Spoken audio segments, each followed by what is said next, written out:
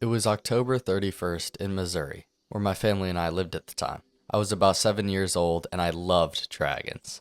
For my whole childhood, dragons were something that caught my eye. I would turn leaves into dragons using only my imagination. I would dress up as dragons using cloth wings with bright reds and greens that sparked my creativity. But this year was different. This year, I was going to be a Viking. Not that I stopped liking dragons, I still loved them. But we had just recently watched How to Train Your Dragon, and that movie mixed humans and dragons in a way that I had never seen before. It was so cool. I could be myself and still enjoy the fun things about dragons. The costumes were homemade.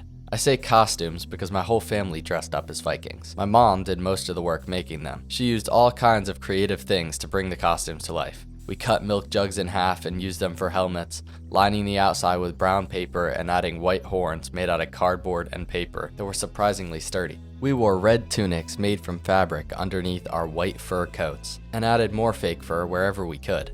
Fake fur on the cloaks, cuffs, and boots. The boots I wore were just my regular snow boots, but we made them work by putting fake fur around the top. Once the costumes were complete, we took our wooden swords and homemade cardboard Viking shields and marched around town demanding candy and wielding our weapons. We got tons of candy and even more compliments on the costumes. I loved that Halloween so much.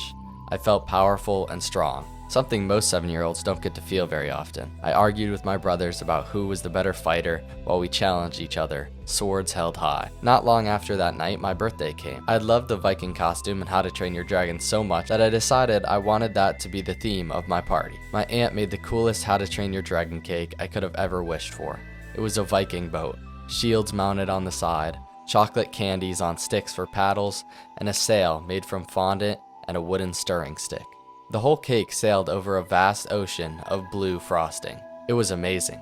I put back on my costume from Halloween and enjoyed the feeling of being a strong, powerful Viking once more. That night, I was ruler of the dragons and king of the land.